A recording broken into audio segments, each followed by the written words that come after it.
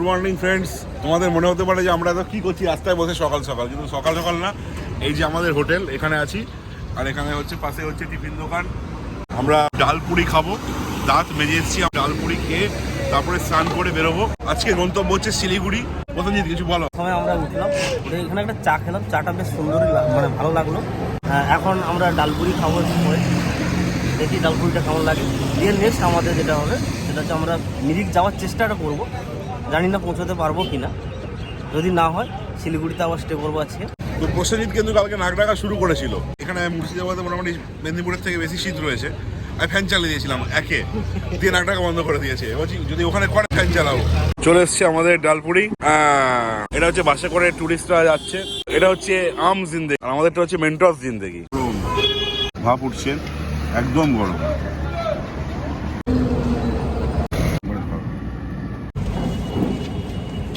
স্নান করে বেরোনোর সময় আবার দেখা করছে। আমরা এই বেরোচ্ছি, এবার বাজে 10:30। কোনো মতেই মনে হয় আজকে মিরিক ঢোকা যাবে না, শিলিগুড়িতেই যাবো। ওই যে সামনে যে টার্নিংটাতে রয়েছে ফারাক্কা ব্যারেজ। তো ফারাক্কার ভিউ তোমাদের দেখাবো আমি। তোমার তো বেরোনো যাক, আগে সব নিয়েছি একদম, ব্যাস এবার চাপ।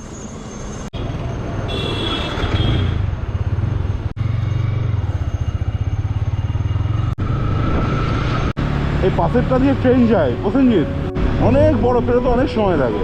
And friends, welcome to Farakka. ও দুদিকে কি ভিউ, ও মা গঙ্গা, ও রে বাবা রে। ও আমি বোঝাতে পারবো না কি লাগছে প্রসেনজিৎ। দেখ, এগুলো দেখার জন্য এত এসছি। পুরো সমুদ্রের মতো এপার থেকে ওপার দেখা যাচ্ছে না। ট্রেনেই বেরোতে তাও 7 মিনিট লাগে। ও হু হু,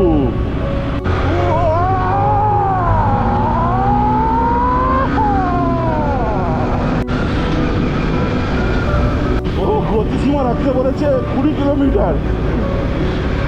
আমি তো কত উঠিয়ে দিয়েছিলাম। ও বাপ রে বাপ, মানে আমাদের কলকাতায় কত ছোট হয়ে গেছে গঙ্গাটা। হ্যাঁ বুঝলি কি দেখতে রে। দেখ আমাদের ভাগ্য কত ভালো, একটা ট্রেন যাচ্ছে, কিন্তু মালগাড়ি। আর এইদিকে এগুলো থেকে রাস্তা যারা দেখতে পাই স্পার্ক হয় এই টারবাইনগুলোতে। আর এই যে ঘরগুলো দেখছো বন্ধুরা, এখানে কিন্তু অলরেডি ফোর্স আছে, আমি দেখলাম। We love Indian military. দেশের রক্ষার জন্য একজন সেনাবাহিনী দাঁড়িয়ে রয়েছে সামনে, দেখো।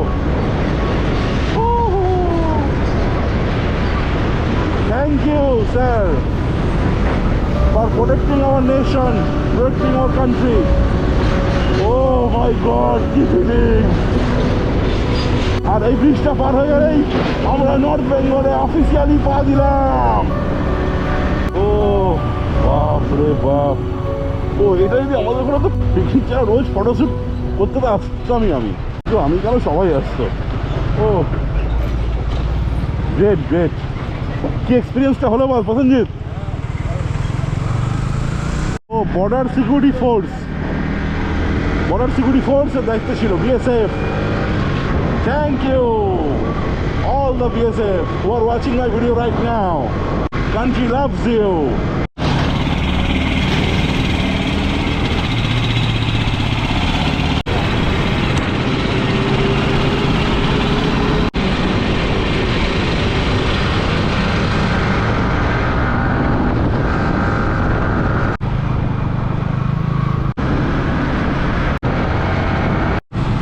বন্ধুগণ, এখন আমরা প্রবেশ করতে চলেছি কালিয়াচকের জগৎ বিখ্যাত সেই ভিড়ে। সঙ্গে থাকো তোমরা এবং দেখো কি করে পার হয়ে এই জগৎ বিখ্যাত ভিড় কালিয়াচকে। ব্যাস বুঝে গেছি, এখানে গেল 8 ঘন্টা, এবার গেল। এখানে কি দাদা যাচ্ছে এই সাইডে।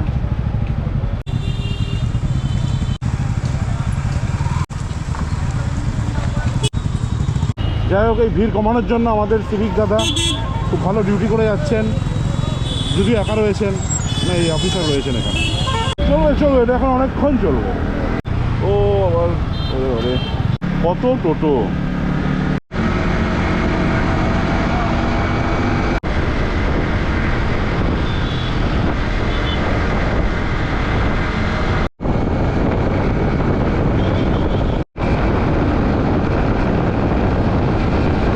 বাইপাস কোনটা? রায়গঞ্জ যাব, রায়গঞ্জ বাইপাস।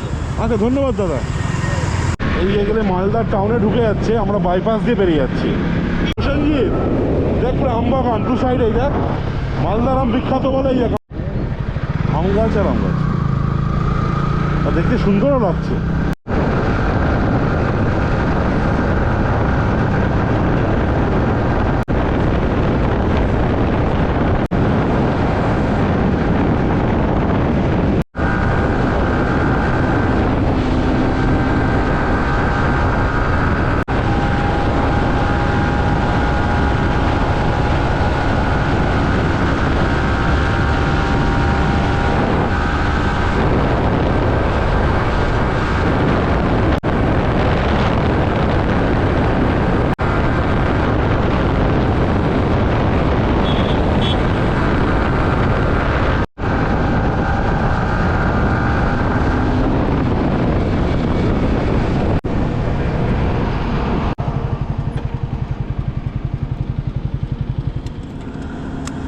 এখন আমরা রায়গঞ্জের পথে, আর মনে হয় প্রায় 30 কিলোমিটার মতো বাকি আছে। হ্যাঁ আর 30 কিলোমিটার বাকি আছে।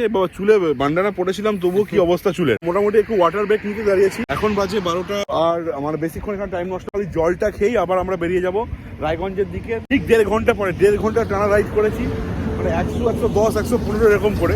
মনে হচ্ছে আর বেশিক্ষণ লাগবে না রায়গঞ্জ, যত তাড়াতাড়ি পারি আজ, কারণ আজকে ভালো রাস্তা পেয়েছি। কালকে রাস্তার দোষ দিয়েছিলাম যে রাস্তা ভালো ছিল না বলে আমরা ঠিক মতো আসতে পারিনি। হ্যাঁ সত্যি কথা, মানে বাজে রাস্তায় চালে না 5 মিনিট অন্তর অন্তর মানে দাঁড়াই ভালো লাগে। আজকে টানা একদম 1.5 ঘন্টা রাইড করেছি।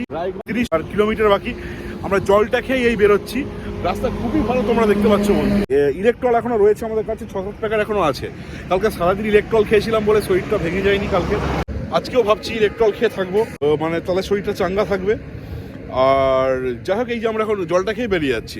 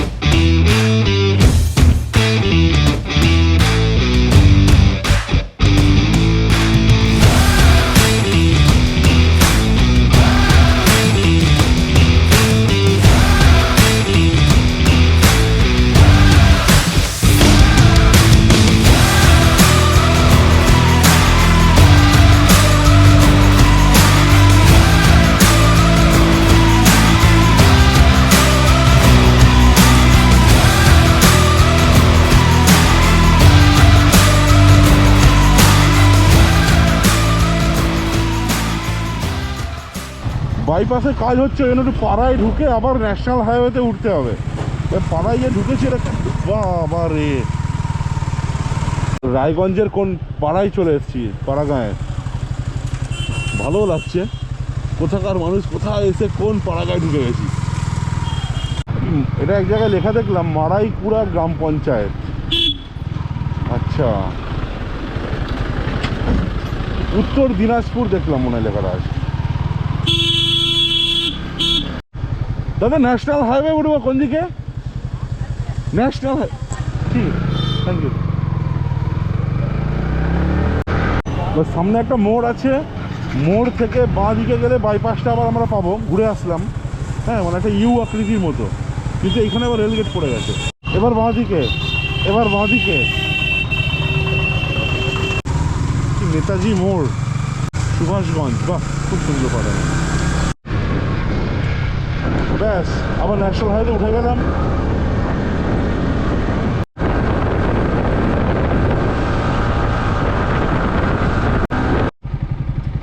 অনেকটা চলে এসেছি শিলিগুড়ি, আর মাত্র 140 কিলোমিটার দূরে। আর রায়গঞ্জ অনেকক্ষণ আগে পেরিয়ে গেছি। ভাবছি আর খেতে গিয়ে 1 ঘন্টা সময় নষ্ট করবো না, ওই ওই জন্য আমরা একটা জায়গায় দাঁড়ালাম, কোনো দোকান নেই, কিন্তু একটু ডিসকভার করলাম এদিক ওদিক তাকিয়ে রাস্তার ওই পিঠে, ওই পিঠে একটা দোকান রয়েছে। আমি ওই আর চুয়ানকে বললাম, প্রসেনজিৎকে, যে এখানে তুই দাঁড়া, আমি এখানটায় বিস্কুটটা নিয়ে এসে এখানে বিস্কুট খাবো, তারপরে আমি যাবো। নে আটটা জলের বোতল আছে, এটা কোথাও রাখবি, রাখ, একটা রেখে দে, একটা ব্যাগে রেখে দে ওখানে, ঢুকবে। হ্যাঁ, চলছে খাওয়া আমাদের, দারুণ ডিনার। মাথা গেছে বুড়া। আজকেই চেষ্টা করছি শিলিগুড়ি ঢোকার। যে জায়গায় দাঁড়িয়েছি পুরো ভুট্টার ক্ষেত, অত দুর্গন্ধ বিস্তৃত। দিনাজপুরে এলে এই অঞ্চলগুলোতে মনে হচ্ছে ভুট্টার চাষটা খুব ভালো হয়। হয়ে গেল আমাদের লাঞ্চ বিস্কুট দিয়ে, কারণ আজকে আমরা যত তাড়াতাড়ি পারি পৌঁছানোর চেষ্টা করছি শিলিগুড়ি। এই কারণেই পৌঁছানোর চেষ্টা করছি শিলিগুড়ি, যত তাড়াতাড়ি পৌঁছাবো। অমরনাথদা আর কল্যাণদাকে বলবো, কল্যাণদারা যদি বলে যে তুমি প্রথমবার বাইকে পাহাড়ে যাচ্ছ তো, যে সন্ধ্যাবেলায় চালাতে পারো কিনা, তাহলে সেই বুঝে আর কি বাইকটা তুলবো পাহাড়ে, নইলে তুলবো না বেশি সন্ধ্যা হয়ে গেলে। তো সেই অনুযায়ী এখন ওই জন্য ভাবলাম যে খেয়ে দিয়ে 1 ঘন্টা নষ্ট করে লাভ নেই, মোটামুটি কিছু পেট ভরাই। ওই জন্য বিস্কুট খেলাম, আর এখন ইলেকট্রনের জল খাবো আমি 1 লিটার, 1 লিটার, তাহলে কালকের মতো চাঙ্গা থাকতে পারবো। কারণ কালকে কিন্তু আমরা দোষ দিয়েছিলাম রাস্তার, যে রাস্তা খারাপ ছিল বলে আমরা ঠিক মতো রাইড করতে পারিনি, এত সময় নিয়ে এত মাত্র এইটুখানি রাস্তা রাইড করেছি। কিন্তু আজকে একদম রাস্তা দারুণ রয়েছে, এবং আজকে যদি ঠিক মতো রাইড করতে না পারি, বেশি কিলোমিটার কভার করতে না পারি, তখন নিজেদের চোখে ছোট হয়ে যাবো। ওই জন্য আজকে এই জন্য লাঞ্চটা একটু বিস্কুট দিয়ে সেরে নিলাম।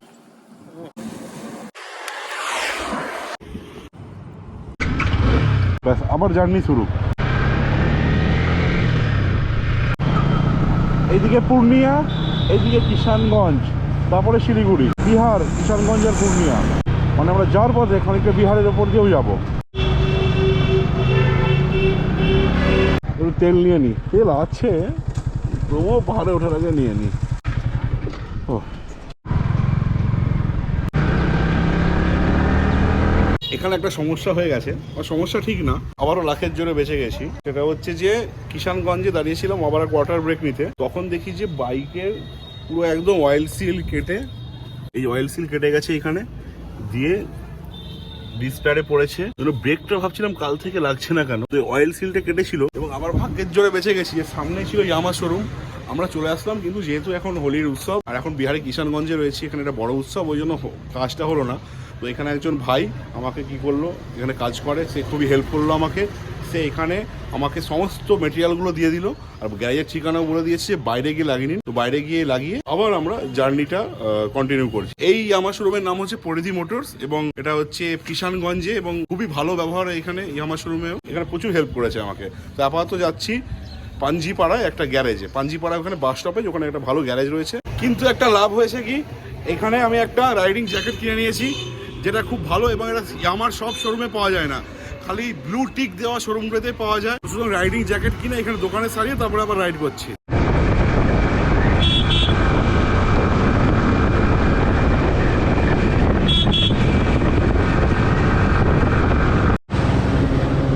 এসে গেছি পাঞ্জিপাড়া বাস স্ট্যান্ড। এবার এখানে দেখি, শোনো ভাই, আমরা এসে গেছি গ্যারেজে, তাসব্বরদা কাজ করছে, আবার তো ওয়েট করছি, দাদা একমাত্র এখানে কাজটা করতে পারে। এই R15 এখন ডায়াগনস্টিক চলছে, সঙ্গে অনেক ছোটো ছোটো ভাই রয়েছে আমাদের। এটা হচ্ছে পাঞ্জিপাড়া। তো শিলিগুড়ি যাওয়ার পথে যদি কারো বাইক খারাপ হয়, যে কোনো বাইক, আপনারা কিন্তু তাসব্বরদার গ্যারেজ পাঞ্জিপাড়াতে, তাসব্বরদার গ্যারেজে অবশ্যই দাঁড়াবেন। উনি সব ধরনের গাড়ি কাজ করতে পারেন, R15 কাজ করতে পারেন, মানে তো যে কোনো গাড়ি কাজ করতে পারবেনই। তো দাদাকে থ্যাংক ইউ।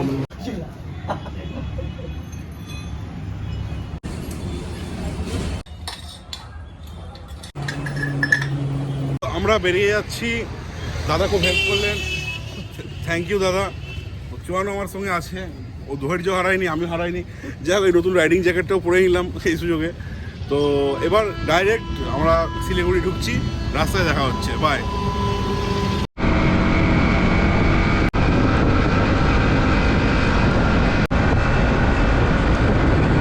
হ্যাঁ, আমরা একটা মোড়ে এসে দাঁড়িয়েছি, রাস্তার অনেক দিকে ভাব হচ্ছে।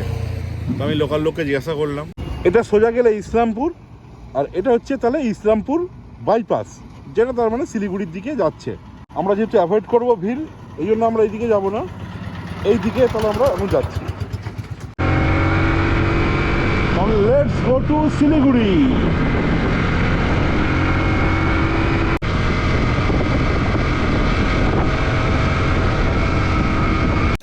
বাইপাস থেকে একটুখানি এগিয়ে এসে আমরা একটুখানি খেয়ে নিচ্ছি, বিশাল খিদা পেয়েছে। তো আপাতত চিকেন চাউমিন খাচ্ছি, এই যে চিকেন চাউমিন দিয়েছে। তো এটা খেয়ে আমরা একদম শিলিগুড়ির উদ্দেশ্যে রওনা হব। আর 70 কিলোমিটার খেলাম ঠিকই, এত ঝাল আর এত মশলা দিয়েছে, প্রসেনজিৎকে শেষ পর্যন্ত লাস্টে তুলতে হয়েছে। খেলাম, ভালো খেলাম, কিন্তু একটু ঝাল ছিল বেশি, একটু ঝাল বেশি ছিল, মশলাও একটু বেশি ছিল। যাই হোক, শান্তিদা একটু ঝাল কম খায়, ওই জন্য একটু খেতে পারলো না শেষের দিকে, আমাকে দিয়ে দিল। মোটামুটি ভালোই, আপাতত ভালো। আজকে ভালোভাবে এসেছি, ততটা টায়ার্ড মনে হয়নি। আগের দিন যেমন একটু টায়ার্ড মনে হচ্ছিল, আজকে সুন্দর এসেছি। শিলিগুড়ি পৌঁছে যাবো ভালোভাবেই, তারপরে ওখানেই স্টে করবো আজকে। তো একদম এবার সোজা আর কোথাও দাঁড়াবো না, একদম খাপরেল মোড়ে গিয়ে তোমাদের সঙ্গে কথা হচ্ছে।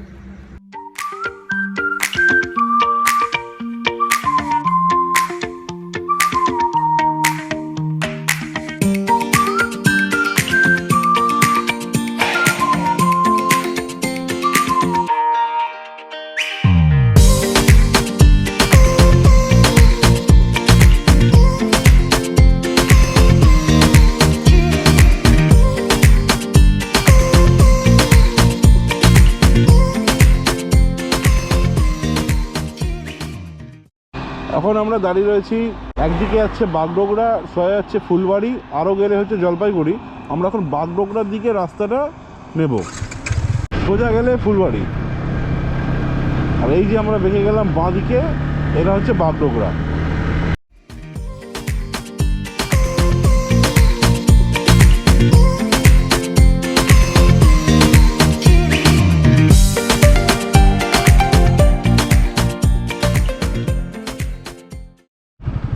খাপরেল মোড় এসে গেছি। এখানে একটা লজ, কি লজ, বজরংবলী লজ, কিন্তু বজরংবলী লজ তো মানে বন্ধ হয়েছে নাকি। এখন ভদ্রলোক দাঁড়িয়ে আছে, দেখি জিজ্ঞাসা করি। আমরা খাপরেল মোড়ে বজরংবলী লজে এখন চেক ইন করছি। হঠাৎ করে মনে হচ্ছে আমার প্রসেনজিতের একসঙ্গে যে আমরা মানে পাটা কাঁপছে, মানে আমরা অলরেডি মনে হচ্ছে বাইকে চেপে রয়েছি। মানে বিশ্বাস করবে না বন্ধুরা, মানে মনে হচ্ছে মানে জোক না, যে অলরেডি আমরা কিন্তু কাঁপছি, এরকম কাঁপছি, শেক করছি।